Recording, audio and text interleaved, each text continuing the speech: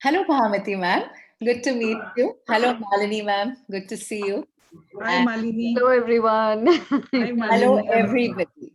Everybody. It's a pleasure to meet all of you. Nagaraj, you can see, and I think somebody from KingMakers. Excited because I'm seeing Malini for the first time. Same here. I've been seeing Rajni online, but he hasn't seen me.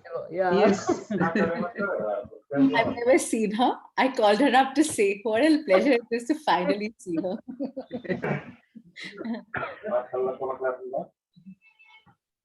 What a weird relationship, huh? You feel so close, but still we haven't met. I feel so close.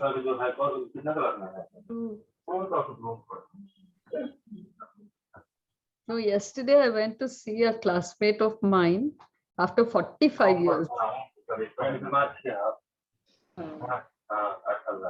Your batch reunion doesn't happen? No, I've been in Mumbai, no? And the school is in classmate, not batch. Oh, your school classmate. School. That's Chennai. Chennai, yeah.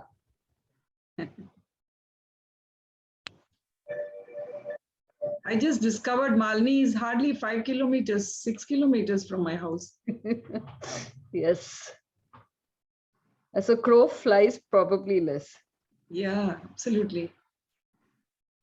This was a place where Mr. Shetty worked, no, earlier? Yes, that's right.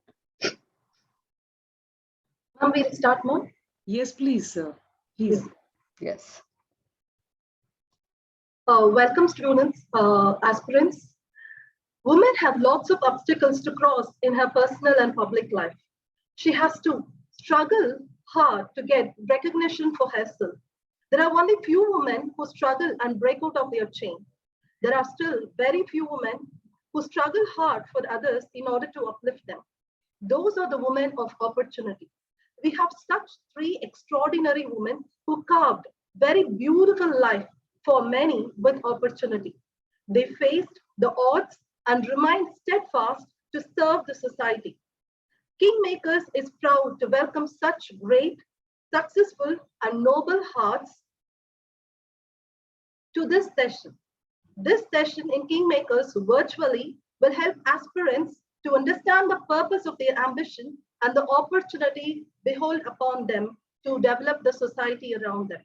This will drive them towards achieving their goal and also render great service to the humanity. We at KingMakers celebrate women not just on Women's Day, but every day, as there are wonder women who are the women of opportunity. I request our beloved author of the book Women of Influence to say a few words. Good evening.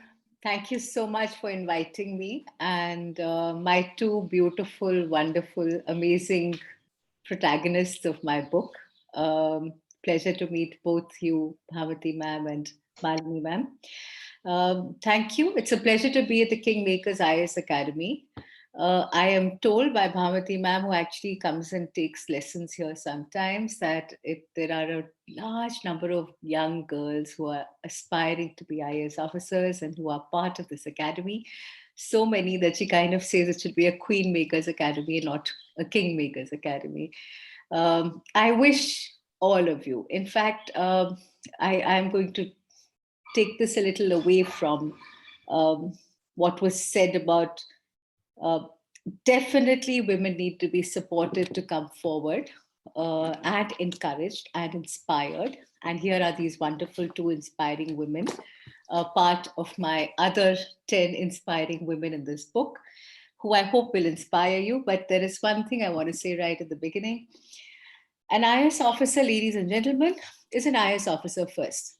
Is an officer first and a gentleman or a lady later. It rarely matters once you're in the service. I am quite certain, it's not that I just don't think so, I'm quite certain that across India, nobody treats you differently anywhere. Any state, any position, you're treated with as much respect as your male colleagues, provided you work, you deliver, and you walk that extra mile to make that difference. Um, I have to put a rider here, which is that maybe young girls, especially all of us when we joined, have gone through it, have to work a little extra to prove our worth. There are a lot of people out there who are waiting to see you fall, um, maybe much more than they are the male colleagues, and they're waiting to see how far you can be pushed. There is this whole thing that because you're a girl, because you can get emotional, because women traditionally within our society are supposed to be less strong, which is actually not true. I think emotionally, all the women I've met and known through the book, if you read the book, you'll find that it's true, are extremely courageous. You've got two of them sitting right here in front of you. But there is that feeling at the back of a patriarchal society that women can be pushed and made to get scared and bullied a little bit if you talk loudly, if you say something nasty. But not true. Not true at all. It's that first 1 year when everybody's looking at you to see how far they can push you. My firm belief, in fact, that's one thing I want to say for myself and my two colleagues here, is that for the next 1 hour that we are with you, we will say nothing that is merely politically correct. We will say only those things which we've actually done, seen, experienced, and uh, in fact, tell the truth as it is. I say that for myself, and I think I say it for the others as well. So the point I'm making is that I am quite certain that each time, in fact, through experience, I found somebody has pushed me to the wall, and literally I felt cornered, is the time that I've come back the winner. And I've really shown, and I think I say that for all the women. It's something that we all share. We have this desire to do, to perform, to conscientiously, consistently work hard in a focused manner without allowing ourselves to look here and there and see what's happening with the others. And uh, basically have that internal strength to carry forward towards a goal that is much larger than ourselves, which is a lot more selfless and larger. Thank you. As my opening remark, that's what I'd like to say. Thank you, ma'am. Few about yourself, ma'am. I'll share a screen. And ma'am, how about being an author, ma'am, from being an IAS officer, and you've authored, this is the seventh book, I hope, and you have authored 6 books around maybe within 2 years or 3 years. What inspired you for this, ma'am? And what do you wanted to take, what do you want the aspirants to take away from this book, ma'am? So the written word, ladies and gentlemen, is very strong. Absolutely very, very strong. Your ability to clear the exam, to have a career within the civil services depends also upon the manner in which you are able to write and say exactly what, strategize, to plan, to respond in the papers initially, and then later to work towards a career that is meaningful. So the written word has always been important to me, both within my career and I think I've written ever since I was a child. I've written since I was very, very young.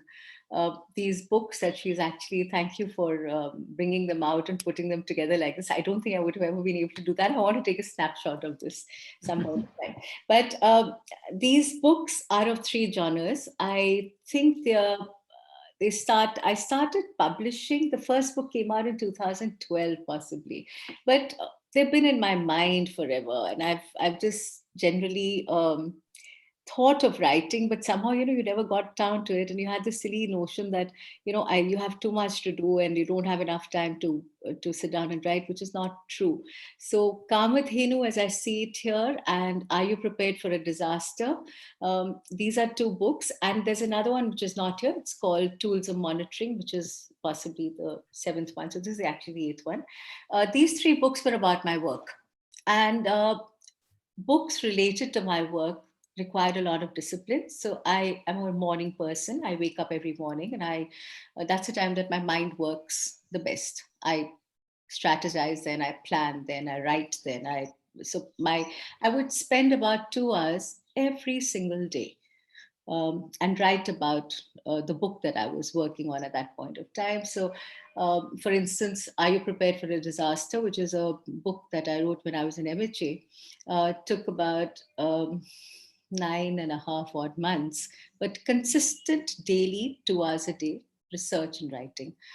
So that's the books about my work, which I felt needed to be shared with a larger audience, because I do feel everybody should be able to have a book like this, Are You Prepared for a Disaster, in their home, to be able to look after themselves, to be able to look after their dear ones, to be able to look after those you're responsible for within the house, within the office, within the college, or in the university space, or wherever you may be, yourself. Because when disasters strike, you cannot sit back and just wait, oh, I've called the police and someone has to, or the fire department, and someone has to come and save me. You have to know exactly what to do before, during, and after to be able to save your own life. So that kind of book I thought needed to be shared. Similarly, Kamadhenu, that I'm not going to details. The other genre, if you bring that whole thing, is those two poetry books, which are very dear to me. I've written poetry since I was, I think, very, very young. And I never quite shared poetry, because poetry is very difficult to share. It's the fragrant words, and the other one is Hidden There Up All the Clouds and Beyond. Clouds and Beyond was possibly the first one to come out. And it took a lot of courage for me to put these books out. It was the publisher of Clouds and Beyond who actually wanted to publish this anthology, and I said yes, I will, but I wasn't so sure until Ruskin Bond, a friend in Missouri, wrote back. If you read the book, if you find it somewhere, you'll see the foreword, and he wrote some very nice things about the poetry that was there. And then I decided, yes, I should get it published. Poetry is actually something that you put out on a platter for everyone to look at, stare, prod, like, dislike, uh, look at and say, oh, it's not worth my time. And that's the only form of writing that kind of is emotional, where it touches you. It hurts you if someone doesn't like if it doesn't resonate. Prose is easy to do. It's easier to share. I mean, they're both of a different genre. And the third type of book that you have here is what I call my COVID writings. So when COVID lockdown happened, the first COVID lockdown happened, I could actually look at it in two ways. I would say, oh my God, I mean, I just then superannuated, I'd retired from the government as secretary. And one of the ways I could have looked at it was, oh my gosh, what do I do? I'd have so much time in my hands, and you've been working from 9 till about 10 sometimes at night, and here you're sitting at home not able to go out. The other thing was that I started bringing out The Haunting Himalayas came first, then Asariri, and then this new one, Women of Influence. These three books were always there in my mind. I'd always wanted to write them, never got down to it. And the lockdown provided that opportunity. So you're right. The last 2 years, I've written three books, one after the other. And the fourth one is on its way. Yes. One last question, ma'am. Yeah. How do you think reading books is very important for the aspirants, ma'am, other than reading the subject-wise books? Because I don't think so. They are putting enough time for the reading of such books, such wonderful books you have written. So if I'm only going to talk from your viewers' point of view, their perspective, because they are going to look, I mean, for them, every minute is important. When they're taking an exam, I have to get something from this 1 hour, otherwise it's no worth for me. if you're looking only from the exam point of view, friends, it is extremely important that you're well read, as not just in one area, but a much broader knowledge. And of course, it makes for a better human being, one who's read well and enjoys all kinds of literature and history and just what everything, well-rounded personality. But from the point of view of the civil service exam, there is one paper, an exam that you have, and then later your interview as well, where you're basically what is tested is your general knowledge. And general knowledge doesn't come from cramming Manorama and those other books. CS, I forget what the other books are, but Manorama, I remember people would actually want to cram up the whole thing.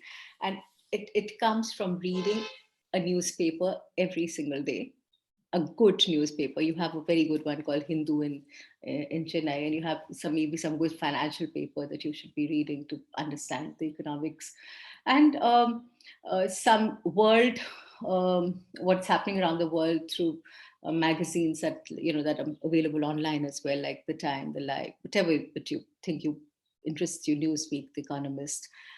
But definitely a well-read person who reads for pleasure. I was a science student. I have to say that clearly to you so that it may help you. I was a science student.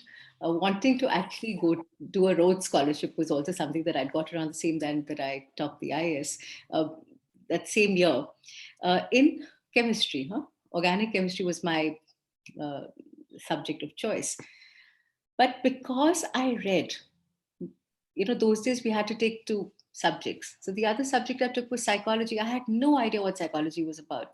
But because one read a lot and enjoyed reading, so the answers you give, now put yourself in the position of the exam, the person who corrects the exam, who corrects all these papers. You get thousands of papers and you give additional marks only to the person who writes something different. If you write the same thing that everybody mugs up from the same course curriculum and course book that's given to you by any of the career institutes, then you're all going to sound alike. And everybody's going to get that same 50%, 50%. I mean, I'm just giving some mark. But to stand out and actually do very well, you need to be able to say something different in a different manner. And for that, reading is essential. It's essential that you read and are well read. Thank you. Thank you, ma'am. Wonderful having these words from you. Thank you. I'm happy to welcome Srimati Malini Shankar IAS, who is the Director General of Shipping and currently the Vice Chancellor of Chennai-based Indian Maritime University, reinforcing her stature as the go-to person for the government in the key maritime matters. She is also the chairperson of the National Shipping Board. Most recently, she has been selected as one of the 7 global recipients of the AAA award by the Asian Institute of Management, Manila, Philippines. She is the first Indian woman to receive the award. It's indeed great pleasure to welcome you, ma'am. Thank you very much. Yes, ma'am. The aspirants are liking to have your few words from you. Pleasure to be here. I think at the outset, I should say that, what I learned from this whole exercise is how to, carry a story forward like Rajni has done. So you look at the works that she has, versatile works going from the serious, disaster management and monitoring to recreational reading, which is poetry. But, my favorite book that of hers is the one on the Himalayas. They're real ghost stories, very nice reading, but with a very human factor and the discipline with which she did it. So my personal opinion is that each one of us, male or female in administrative service or elsewhere, probably have a story to tell. And I think the beauty of this book is how the story is carried forward by the author. I do endorse the views of Rajni regarding, there is, once you're in the service, it's not male or female, you're an officer first. I think I was one of the fortunate ones who did not have to struggle too much as a woman in service, because I think people before me So I belong to the 84 batch, but the people who got into service before me had fought sufficiently to pave a easier path for us. I belong to the Maharashtra cadre, the very progressive state, but there were islands of extreme traditionalism. And I will, I will share the story of my beginnings in the service. So when I was allotted Maharashtra cadre and I had finished my training in Nagpur district, I was posted to this district called Wardha, which is about 75 kilometers south of Nagpur. And a person who I knew in the commissioner's office, those were days when the postings were not given by the headquarters. That is to say, not Mumbai is a capital of Maharashtra. It was not coming from Mumbai. It was coming from the regional headquarters, which was Nagpur. So the assistant commissioner there told me, I'm not sure you want to go to Wardha. Maybe you should ask for a change. I said, why? He says, because the collector there doesn't want to have you in Wardha. I said, any particular reason? He says, no, there were no reasons, but maybe you'd like to change because the boss doesn't want you there. So I said, what does his boss say, which was the divisional commissioner? So the divisional commissioner, who was a superior officer to whom the collector reported, apparently said, take her or leave her, I'm sending you manage her. That's it. So I said, this is my first posting and I am not going to ask for a change. I don't even belong to this state. So A to Z, any district is as good as any other for me. So I went and joined. The collector was very affable. There were no problems. Later on, I found out that his hesitation was actually because in his experience, the lady officers do not go on tour. Maharashtra is a very, very big state and the districts can be huge. And if the lady officer sits in the office and just clears files, it does not give the entire picture to the administration. So that was his fear. But having said this, I'm going to give you the other part of the story is I started touring like crazy and I didn't stop touring till I, superannuated from government service. People would ask me, do you have wheels on your feet? I said, yeah, it's just the beginnings were that. Those days you could go even after sundown, sit in the village and talk to people. And one such evening, I was talking to some of the people, the village panchayat, Sarpanch was there, the village leaders were there, the people were there. And then I asked them, do you think it would have been better if you had a male officer in my place? They were a little perplexed. They asked me, why do you say that? I said, no, I'm just asking. So they said, not at all. Why do you say that? So I said, if I were a male officer, then perhaps you could have a drink with me. You could be on backslapping terms. You could disturb me at 3 o'clock at night saying there's a problem in the village. All of you would hesitate to do that with a lady officer. And Pat came the reply. This was 1986, long ago. Pat came the reply saying, ma'am, we do not understand why you have these thoughts in your mind, because according to us, you sit on a chair and that chair holds the power. And you draw your powers from the chair in which you sit, and that's given by the Constitution. So we don't look at you as male or female, so you should not even have this doubt. And here I was thinking that, you had these educated people, urban people, who had hesitations. And then you had these villagers who had this native intelligence, native common sense, who said, it was an astounding truth told to me that you draw the power from the chair on which you sit, which I did not forget till the last day in my career. And I still don't forget because it's the chair which gives the power. So, home truths like this come to you, and that gave me the confidence to go ahead to do whatever I wanted. I did not bother about the so-called performance appraisal reports because I thought I owed the allegiance to the people and to the Constitution, and the people brought that sense to my mind. So that's where it starts, man or woman. I think if you know these home truths, you just go ahead with full confidence and commitment. I think my opening words, I will just end here. Thank you, ma'am. Can we go ahead with one or two questions now? Yes, please. Yes. Yes, ma'am. Thank you, ma'am. What do you think, ma'am, this maritime as a different sector as such would provide scope for the women, ma'am? Oh, you if you look at my career, it's been in water for a long time. I must have been belonging to the water sign. I was holding tap water, then river water, then lake water, and now sea water. And whether it holds any, potential for women, I think we are living in a world in 21st century, very fortunately. Of course, there are always statements that in India, we are living 1 foot in the 19th or 18th century and 1 foot in the 21st century. But if you look at the recent developments, the most recent development is between the legislature, the judiciary and the executive, women have been accepted in combat roles in the armed forces. And I don't think you can get better than that.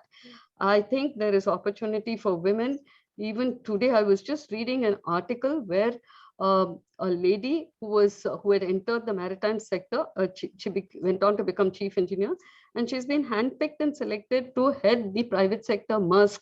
Maersk is the largest shipping company in the world, one of the largest at least, and she's heading their technical office in Copenhagen. So I think if you are very clear what you want to do, and if you align your your ambitions with what you're interested in, I would my advice to the youngsters always has been, don't take a field because somebody told you that's a good field. Whether it's your parents, whether it's your peer group, whether it's your neighbors, there are lots of people who try to say, oh, I've actually heard somebody say in my presence to a person who got 95% in board exam and opted for English literature, and they started commiserating with her because she didn't get into engineering, whereas she boldly took that decision saying, I'm interested in English literature and that's what I'll do.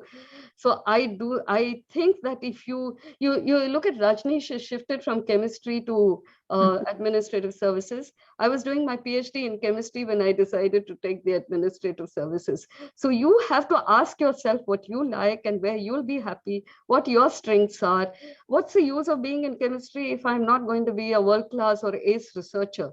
So you should don't be bold enough to accept your weaknesses as much as your strengths and shift. And if you take a field that you like, I don't think there will be any impediment to being successful.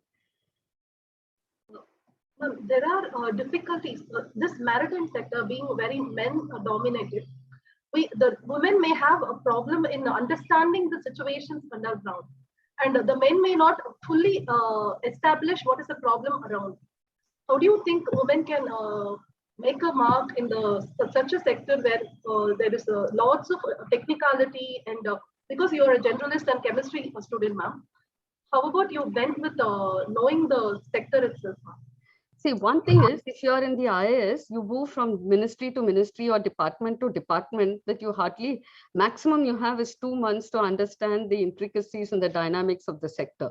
Very good ones do it in 15 days and others do it in 2 months. But you do, as you move from sector to sector, you're actually imbibing the insights and imbibing the capability to understand the commonalities across sectors, what is expected of an administrator. So similarly, you move into maritime sector, what are basically what is the budget, what is the manpower, and what are the programs. And I mean, if you look at the private sector, we don't ask this question of private sector, but I know the Hewlett-Packard chief at one point of time, 10 years, 15 years ago, was a person who had done her BA in philosophy, an American woman who headed that. So we don't ask the private sector people all these questions. Why do we ask the government sector? Why do we ask the Indians? It's as I said, if you've taken an interest in that job, in that field, and if you have a commitment, you will find the way. There is no problem.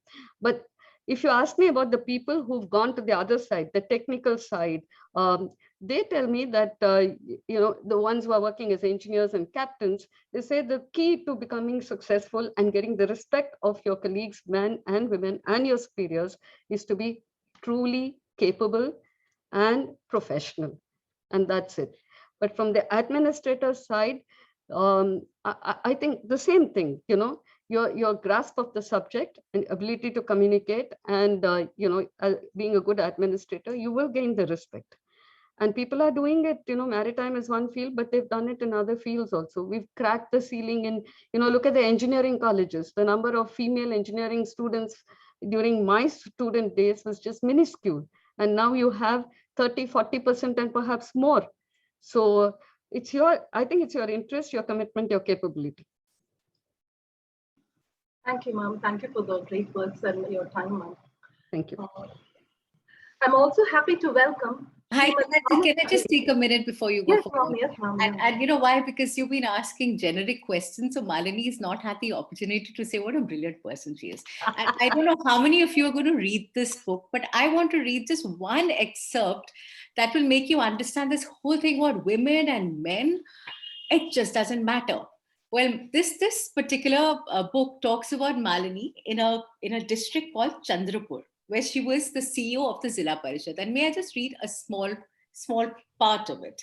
Uh, so, Malini Shankar, the CEO of the Zilla Parishad of Chandrapur, was startled by a knock on her door around 8 p.m. She was on an inspection tour of Jivati. Now, please understand, this is way back in 1989. Huh? And the book will tell you, the story will tell you that, and I'll just go on to another paragraph first and tell you that the Naxalites with Maoist leanings from the neighboring Adilabad in Andhra Pradesh extorted money from industrialists in Chandrapur and terrorized the villagers. In the 1980s, they had started to carve out a guerrilla zone in the underdeveloped tribal areas of eastern Maharashtra. Gadchiroli, once a part of Chandrapur district, became the red bastion in the state, along with Gondia, Yatwal, and some other districts. The Maoists had around 250 full-time armed cadres with a strong contingent of about 3,000 local supporters. Police records reveal that more than 80% of the people killed in exchanges between the police and the Naxalites were the tribals. In this scenario, her minister comes and asks her, the rural development minister comes and says, he was aghast to find Malini posted there. And he said, "Which idiot posted you here?" She calmly responded, "The government, sir." "Well, the government must make amends then," he said with a laugh. "You, a young girl from Tamil Nadu, all on your own in Kalapani," because that place was called Kalapani by everybody else. "That's not fair. And why did you not protest when they posted you here?" So to his surprise, Malini said, "I'm happy to be posted here, sir. Let me get back to Bombay," he said. "We will transfer you immediately to an area that is not so tough." And Malini responded, in fact, she pleaded, "No, sir, please do not." "But why? Any other officer would jump at this." And she says, and I quote, "Chandrapur has remained backward for too long, sir. A great deal needs to be done here. And in the last 1 month, I've come to understand the people and the place. I want to work here. I like working here. Please do not transfer me out. I like to be able to make a difference in the lives of people. I know I can make that difference." I mean, and this, what I was trying to read earlier was that 8 p.m. thing. If you give me just one more minute, I'll just quickly go through it. She heard this knock on her door at 8 p.m. against his backdrop. And she was on an inspection tour of Jivati, the last village in the district in Andhra border. On her way back, as the sun went down and it grew darker, Malini decided to stay the night at Gad Chandor. The sudden knock on the guest house door startled her. A strange sound in the Naxalite belt was enough to alarm anybody after dark. "Who is it?" she asked nervously. "The police. Please open the door." Malini peeped through the keyhole. She saw that a posse of police was indeed standing outside her door. Or could it be the Naxalites, dressed up in police uniforms, she thought. And that's a possibility, by the way. All the stories of encounters Malini had heard about since she joined as CEO played in her mind. Which police? Where are you from? Which thana? There's an ambush. There's been an ambush, ma'am. It's an urgent thing. We've got to call you, ma'am. But I don't know you, she said. We will speak in the morning. And then through the door, she heard a familiar voice. "Bobde here, ma'am. A contingent from Maharashtra police is standing here with me. They want to speak to you. Please open the door. Something terrible has happened."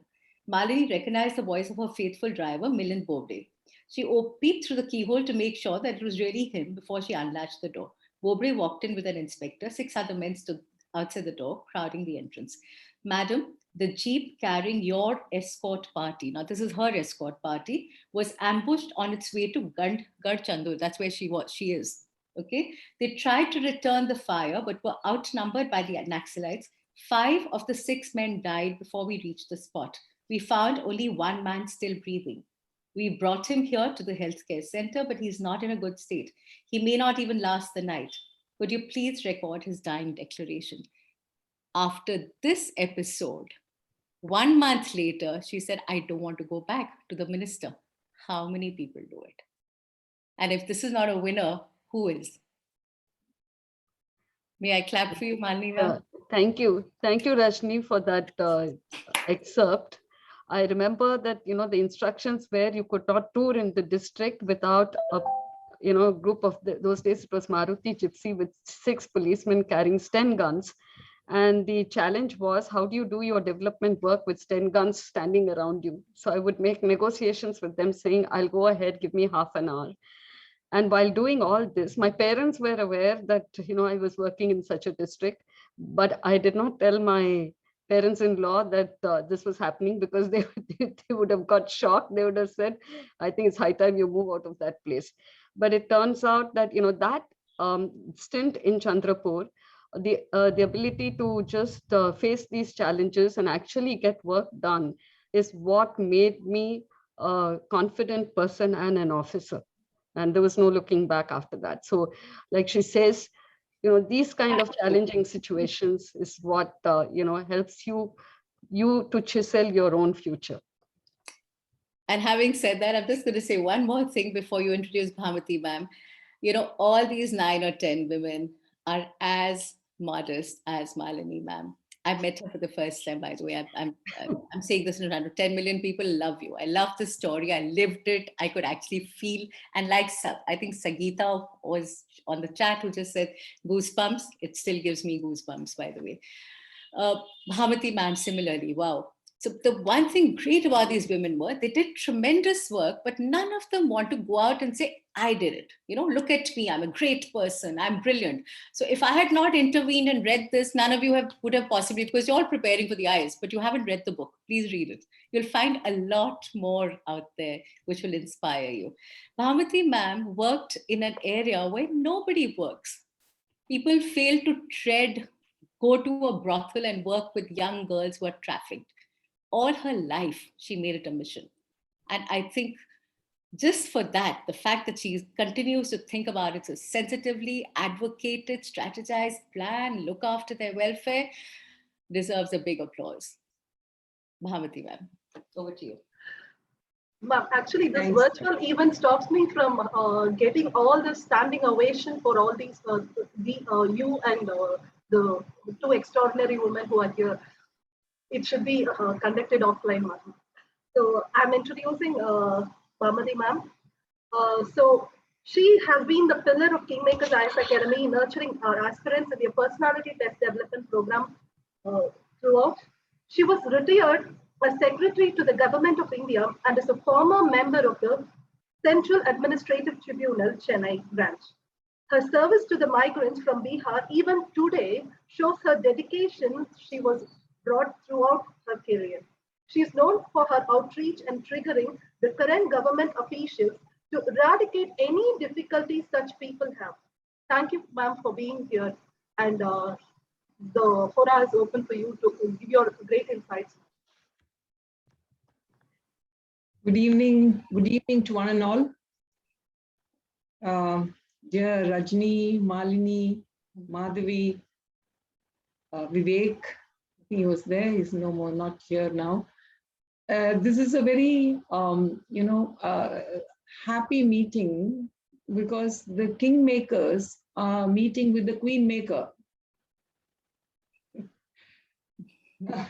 So this is very interesting. I've always been telling Mr. Bhuminathan and Madhavi, take off this name. They call me for Women's Day and they want me to call it a Kingmakers Academy. No, I said, you need to make it more neutral in terms, because it's queens and queen, as Rajni said, when you come into a service, then the platform is equal. There's no, you don't have to see yourself as different from men. You have to see yourself as equal to all those who you work with. And if others see it, deal with the situation. Now, I think this is a book, a great legacy. for us, after a very, very long time, I think there's been a book on women, about women, of women, and by a woman. So there are very many unsung heroes and heroines. So we are very thankful. Whatever appreciation we get from the public is accepted, from anybody, from your institution, from anywhere, is accepted on behalf of all those unsung women who have done great contributions in their work, in their public life, and in contributing to gender equality. Now, this book is a very relaxed reading. It's very, very relaxing. Just keep reading and you go on, and it at the same time very gripping. You can't put down the book. You can finish it in no time, just reading. But then a book is significant or impactful by the kind of questions it raises and not the answers that you give. And Rajini's book clearly qualifies for that. As she said, it's not about women alone. She did not intend it to be women alone story. What she did was to project the work and allow the protagonists to give inputs to her, which she put on record. And any other interpretation which is beyond the scope of the book is a matter of individual surmise. I think this is what she has been holding to since the release of the book.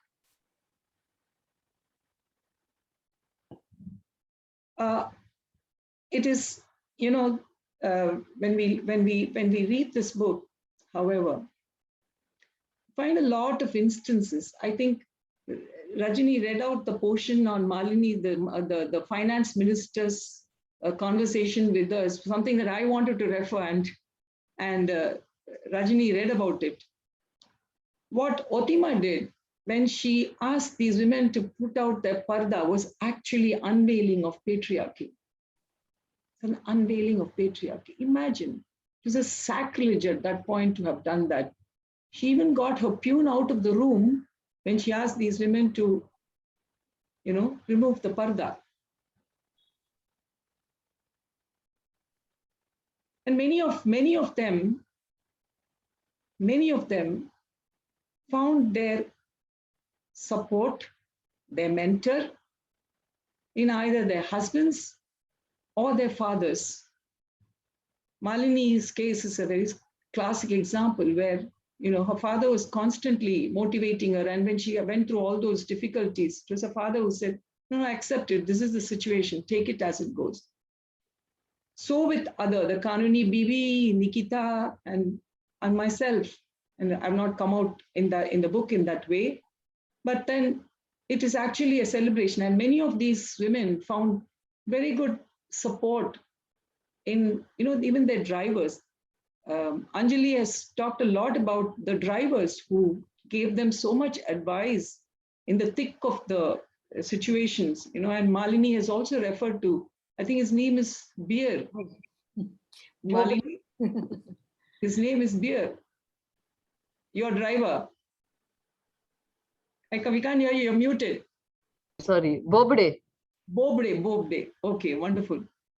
And she was, and women have this capacity to listen to everybody and not just, whereas others would actually be ordering and the driver would never think that I need to give advice. But we find this same camaraderie and same sense of, needing to extend that protection to their women bosses by giving them these advices.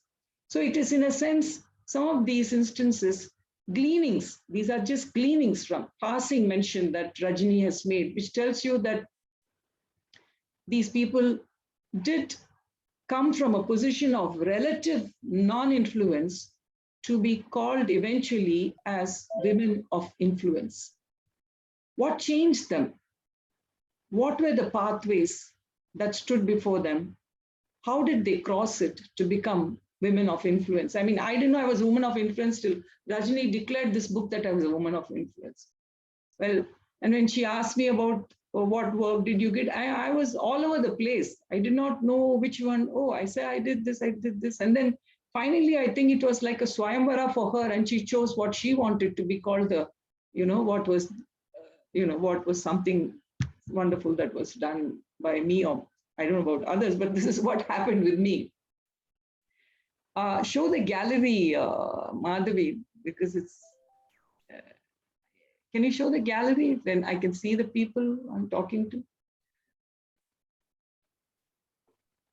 I think you can just go and see the gallery yourself, actually. No, I can't. No, she's brought it back. We've come home.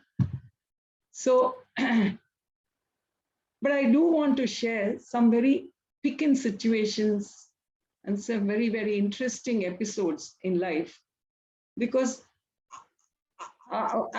even as a young girl, I was don't be a tomboy. And the way I used to be, my family members used it, collector amma madri behave pandranga.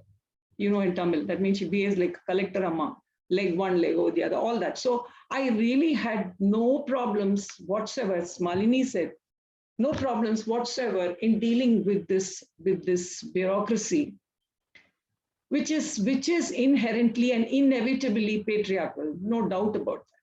But that's not what matters. What matters is that if you have taken something that this is of public interest and the agenda is purely public interest, and it means giving all of yourself for that work called seva, then there's nothing that can stop you.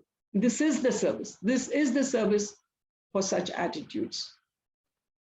Now, one very interesting situation was, I was in Chennai on a LTC, and suddenly the chief secretary calls up and says, Bhamati, I'm canceling your leave.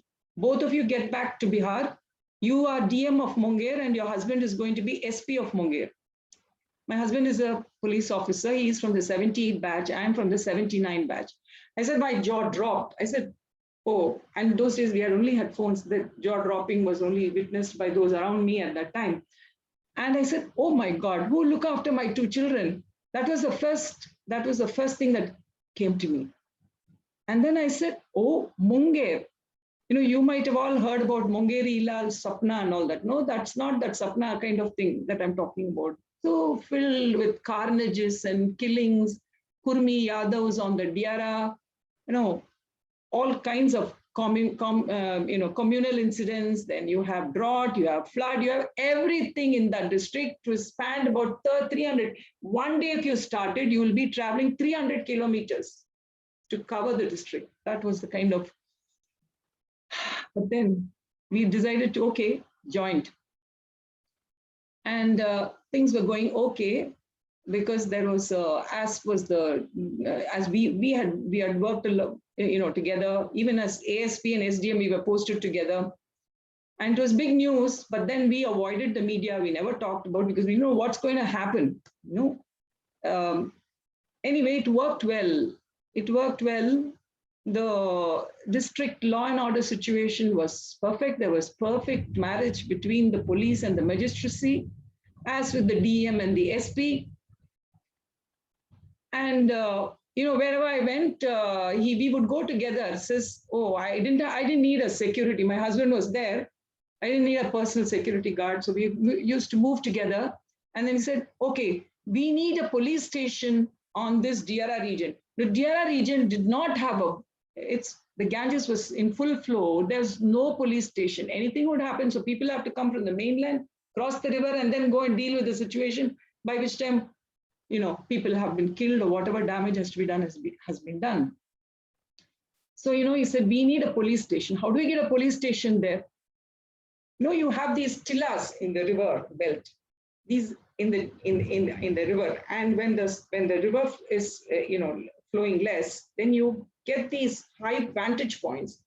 And then I had this, at that time, I think it was called NREP or something like that, New National Rural Employment Generation Program or something. You'll correct me, Malini. I think that was the name at that time. So we said, okay, we constructed a panchayat bhavan and called it a police station. That is the only proper permanent construction on the Ganges ever. So we got that done. So you go to police station, says they don't have toilets. Okay, NREPI money goes for toilets. So all this is working very well. But then there was total domestic anarchy. Domestic anarchy was because I had to leave the children. They used to fight a lot with each other, and one was about 3.5, and the other was 1. And it was very difficult. So we decided that now one of us will move out from this place. We are not going to continue it. So we thought that the next time the chief minister comes, we will tell him. So when he came to the district, we were sitting in that usual ambassador car, the driver, myself in between, and my husband in this on the other end. And the chief minister was sitting at the back, and we said, sir, हम लोग को बहुत दिक्कत हो रही है, अभी बच्चों को संभालने लिए कोई नहीं है, तो लेडी जो आती है वो 5 बजे चली जाती है. So we need, it's okay with us if you move out one of us from this place. We are okay with that, and maybe a neighboring district or something like that. So he put his hand on my husband's shoulders, I said, and said, देखिए, he was a union leader at that, very progressive union leader. And he said, he put his hands on my husband's shoulder and said, देखिए, जिला पदाधिकारी और superintendent of police जो है, husband wife जैसा काम करना चाहिए जैसे आप लोग कर रहे हैं. मैं सब जगह जाके बोलता हूं कि हस्बैंड जैसा वाइफ जैसा काम करो. So then he said, देखिए नायर जी, आप 50% आप टाइम दे दीजिए बच्चों लोगों के लिए, और भामती जी बाकी 50% टाइम बच्चों लोगों के लिए टाइम देगी. Finished. End of the talk. We could not get further in what we wanted to do. But interestingly, this is what the chief minister said. The chief secretary was also very progressive. And then we heard that the DGP, the police, I don't want to mention anybody's name, said, in this case, the wife will not write the CR of her husband. Okay, the DM usually writes. We know that the DM usually writes. So it was only a question of lady, IAS, collector versus male superintendent of police, IPS. So the gender divide was actually created from outside. Oh, we didn't mind it. I used to keep telling my husband that, see, you're going to miss your empanelment because I have not written your CR. So, but it really didn't matter to both of us. Then there was one tricky law and order situation which we had to face, where at the dead of night, both of us had to run with the force, rush with the force to a particular point where a businessman had been killed by the inspector who was supporting another businessman. And when we went there, my husband got out of the bonnet because it was a police officer who did the crime. So he said, use the mic, and he said that all of you disperse. The crowd had come, in big numbers. He went, removed his uniform, put him in civis, and he told the public that they will take action against him and they should all go, but nobody moved. So when we moved to the house, closer to the house, and I found a lady was coming running down the stairs, and I didn't know who it was. We went near, I realized she was the widow, the person who had been widowed. And when like any other woman, I just felt like hugging her and consoling her for whatever had happened. And to that, she started punching me all around and my husband. And, she used even the slippers. We told the bodyguard, just keep away. But then she swooned and she fainted. The crowd just dispersed at that point.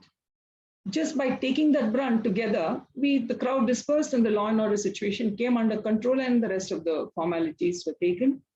And when we went to write the joint report that night, the report, we faced the situation together. It was faced fairly well, and we had to write a joint report. When we wrote the joint report, we got a message from the government that there is no independent application of mind. Husband and wife writing a joint report means it's a subjective report. And it was given. So these are things which will play out. and you just have to, bear with it, get on with it, and not be affected by any of those things. So, so long as your morale is not down, any of these things is okay. But as Malini said, I don't think I faced so much of a challenge as many others would have faced. We know they have faced, but it was not true for me in a sense. And then the next one was when I went as an observer. I found that there was a lot of violation of model code of conduct. The chief minister it was a by-election. The chief minister was contesting the election.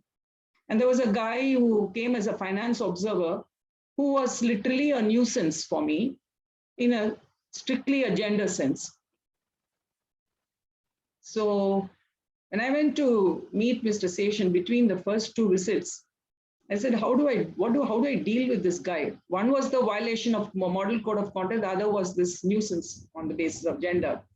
So I went to Mr. Seshan and I told him about this. By the time I came back next visit, the officer had been suspended and the finance observer had been debarred from doing duties, irrespective of the gender of the person with whom he had to work with. Now, so there are situations where you will have to find the might within yourself, the courage within yourself to take it headlong, and did not make it any sensational. So we now call the other kind of Me Too movements, etc., etc. You deal with the situation then and there. And the last but not the least, when I joined Home Ministry, I was told, oh, you don't have any law and order experience. So how do I take you into Home Ministry? So I was posted, I've come here, very spirited defense I gave. And that was the mindset. But then I was not deterred by what was said. I went on to stay for 7 years in Home Ministry and dealt with no less than 15, no less than 15 sections of the 21 sections of Home Ministry. I think Rajini will bear that out. And, and that tenure turned out to be the most creative, most beautiful tenure of my career in the service, because all that I had been fighting for, when I saw that little girl in the brothel completely violated, and all those young girls, kidnapped, abducted, they were horribly raped, and so many missing children were found in the brothels. And here were these policemen, taking money, taking bribes from the women in prostitution. The judges gave such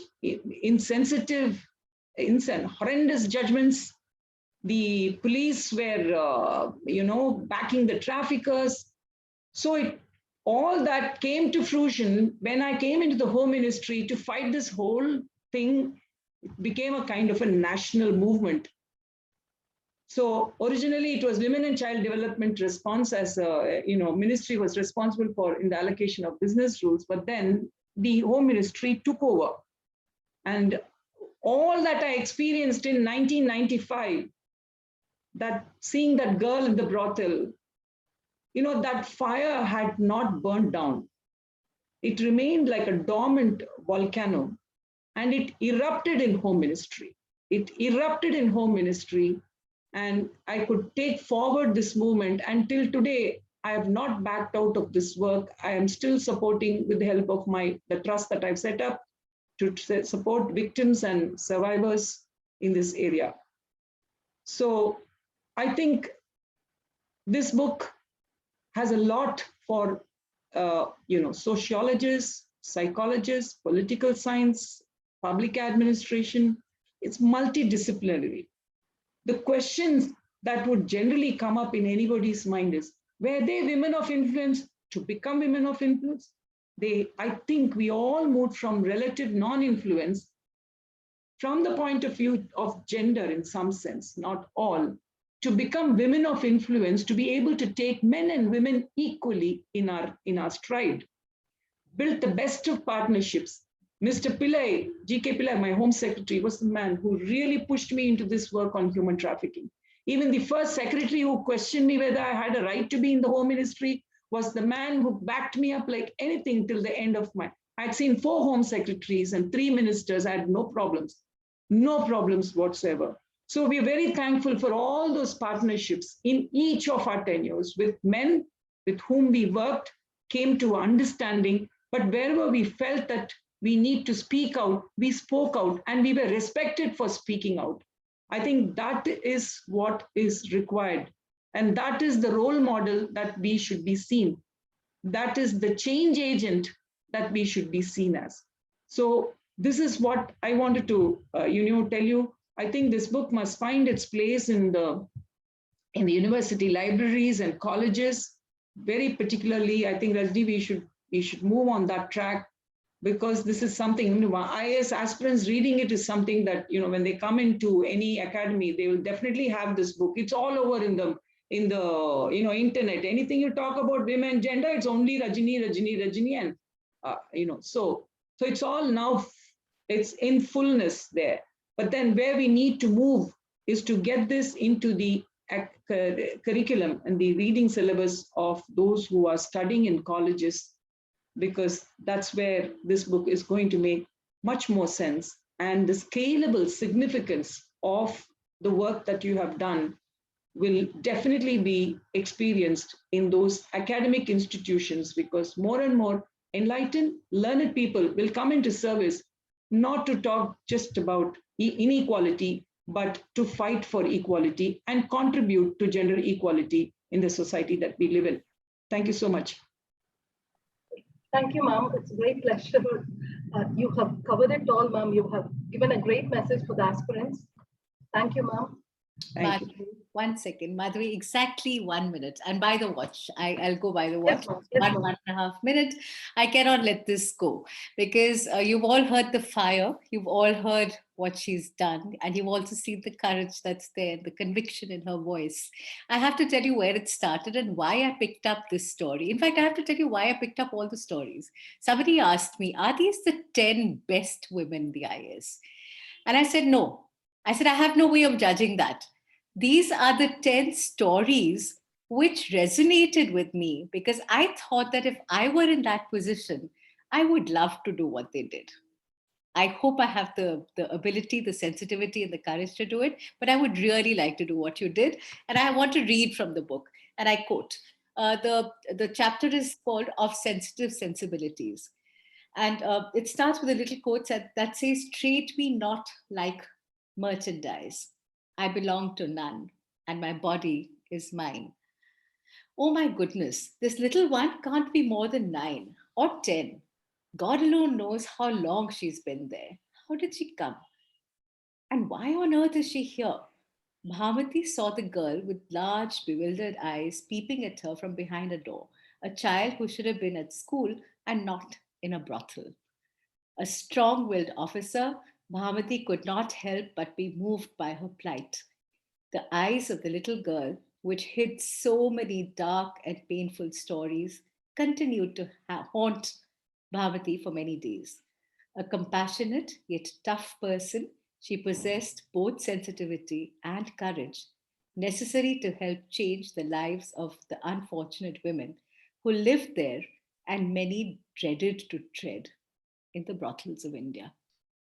And a deep transformation took place in her life the first day Bhavati visited a brothel in Delhi.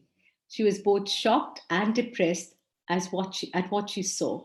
The young ones looked bewildered and said little as she tried to interact with them. Some of the girls informed her that they were graduates and had been lured into the promise of getting a good job. A few were clearly married and wore long Mangal Sutras, stringed black beads signifying their marital status. Bhavati could not comprehend why they wanted to celebrate a marriage, which was in fact the very reason they were in the brothel. She turned to a woman who said she was 25, but looked haggard and had aged much before her time. You say your husband sold you to a human trafficker, and that is how you're here. So why are you wearing a Mangal Sutra in the memory of the man who married you only to sell you off the next day? She received no answer except a resigned nod. An older woman responded on behalf of the young girl and said, "What to do? That is our kismat." The strongest feeling in the cauldron of emotions Bhamati's visit evoked that day was rage. And that's where it began. I think rage at somebody else's plight is the beginning of a lot of sensitivity. And that changed her life. That made her do what she did all through her life. She kept, wherever she was, she kept this in focus, or whether it was trying to stop the trafficking itself, whether it was trying to assist them, those who were saved, and whether it was trying to bring out that brilliant piece. I think I shouldn't talk about it. You must read the book to read what she did there. Rajni, may I just add again, just 1 minute? I refer to the question that was put to Rajni saying, should these people who are aspiring to be in the civil service be reading books other than their subject? And I'm going to refer to an exercise that we did in the university here. Last semester, there's something called internal and external papers. So the internal papers, because it was all online, and the feedback is that the students of today do not read much, and so their communication skills are limited. So I introduced something called a book review. I said, you pick a book that you want and you review it, and just review. And I had to explain the difference between a summary and a review, right? And just write 300 words on what you liked about it and what you thought was good about it. Now, the faculty were not as enthusiastic, but the students seemed to have gone about it very beautifully.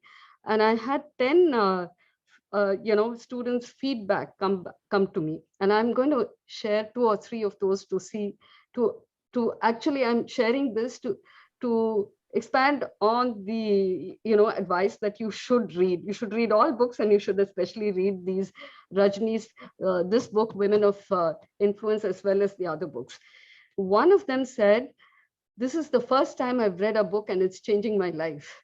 So that's how powerful it could be, Another one said, I've read this book. The books they read were of their choice. I said, leave it to them. So it said, I've read this book and I had to go and reread it because I got so interested. And at each time, I was seeing different strata. I was reading a different level. Now, this is a student who's doing technical courses, but he or she was getting into the habit of reading. And I was pleasantly surprised that they could actually see different levels as they kept reading. And there's a third one which said, the person had taken, these are all 18-year-olds, taken Kafka for reading. And I said, oh God, you're doing maritime science and you're reading Kafka. I don't think I have the courage to read Kafka. So, but all these students, what they are going to add to their knowledge is the ability to read, ability to discern, ability to analyze, and to have another sphere of thinking which goes beyond what the school or the exam asks you to. They will go out into the world and be better conversationalists, better informed, and better at communication. And each book that you read adds to this. So please go ahead and read Rajni's book. Start with Women of Influence, because it's relevant to all of you who are listening to this. And it's very interesting read. It's stories. It doesn't rack your brains too much, but it adds value to your, to the thoughts. And all her other books are also very beautiful. Just go one after the other, but start with this one. And this is not a spiel, but that's why I was relating it, relating the experience that we had in the last semester in the university. So if the faculty don't tell you, don't worry, you just go ahead and do it. Wow. I'm the faculty, and also I'm promoting this Women of Influence because it will help in ethics as a subject, as well as in the career of their future. And don't forget your personality. It develops your, just the perspective of reading different, I started my statement by saying how versatile she is, because I read another book, which is on, what is it? Himalayan. Haunting Himalayas. Haunting Himalayas. I think it was a beautiful read. It's well written, and it's not just stories. It's very, it touches it gives you, it reveals a human mind, how each human mind thinks about it. It's specific to a geography, which is Himalayas. So it talks about how the thought process, how the culture, the tradition, the thinking is in Himalayas. So it's, even at this stage, I'm not a student, but I do learn things, and that's why you should read books. Ma'am, may I add, since you mentioned the haunting Himalayas, Yeah. something I will never be able to tell, I mean, from the author's point of view, the haunting Himalayas is the first step of my growth. I'm a science student, and for all of us who are science students, we're very arrogant. There's some arrogance in us that what I see, what I feel, what I experience is the real truth. What I don't hear, what I can't see for myself has no value, and that's the way I grew up. So these stories that I heard that are there in the haunting Himalayas, I heard they are stories told to me by other people in the mountains. I grew up there. And I would say, my God, how is it possible? It couldn't have happened. I mean, I have not seen it. I've never seen this kind of thing. I never heard of this kind of thing. It's only during the COVID that when the lockdown was there, I grew personally from somebody who's arrogant to somebody who realized the only thing I know is that I know so little.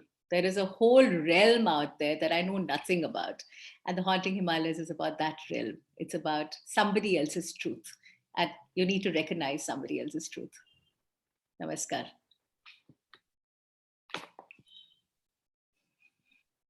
Oh, somebody asked here, there's a question here that I do need to answer. That is this book available online? Yes, it is. It's on Amazon. I think that I need to say. Thank you, ma'am. And for them, I'll be able to display the screen share as well to know where they can find this book.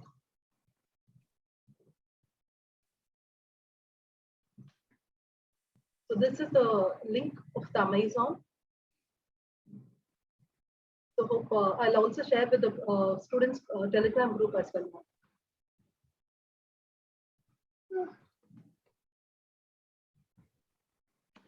So it's indeed a great pleasure, ma'am, to thank the dignitaries who are present here, the author, and as well as Bhamati ma'am and Malini ma'am. Thank you for being here with all your busy schedule. KingMakers IAS Academy is proud to have such an extraordinary woman, a woman of influence. I'm privileged and honored to have these three extraordinary women in KingMakers IAS Academy, and to read about all those 10 women who were there in the book. I'm very honored. Just because this program is about the book, it doesn't mean the women of influence. There are lots of untold stories, which unsung heroines who are there here and also behind the screens. So you also have to become one of that. And I also thank our beloved mentors and torchbearers of our personality development program, without whom the resounding success of around 142 aspirants wouldn't have been possible. We had Vivek Narayan sir here and Sivasalam sir here. Thank you for coming, sir. I also thank the students and faculties and fellow aspirants who have joined us to celebrate the creation of the book, Women of Influence, and also get triggered by the experience and be a catalyst of change and development. Women of Influence is a compilation of the untold stories of 10 women IAS officers who have walked the extra mile and made a difference despite facing major pressures in governance. The book Women of Influence is a must-read for UPSC aspirants to behold success not only in their exams but in career as well, and drive them to render great service to the society. Thank you, ma'am. Thank you for your time. Thank you all. And I just want to wish everybody the very best in your careers. All the best. Do well. And advance Happy New Year to Very healthy New Year to everybody. Yes. Stay Yes. safe. Happy and healthy 2022. Yes. Yes, ma'am. Thank you. Okay, thank you. Your words, ma'am, Bhamati ma'am, for the Bye. new year. You're muted. No, I said wish you all the safest of times. Thank you, ma'am. That's so important. Okay. Thank you. Thank you. Bye-bye. Namaskar. Bye-bye. Said Vanakkam. Vanakkam. Vanakkam, everybody. Yes. Malai Vanakkam. Thank you. Oh God, that's it. Okay, bye. Bye, all of you. Thank you.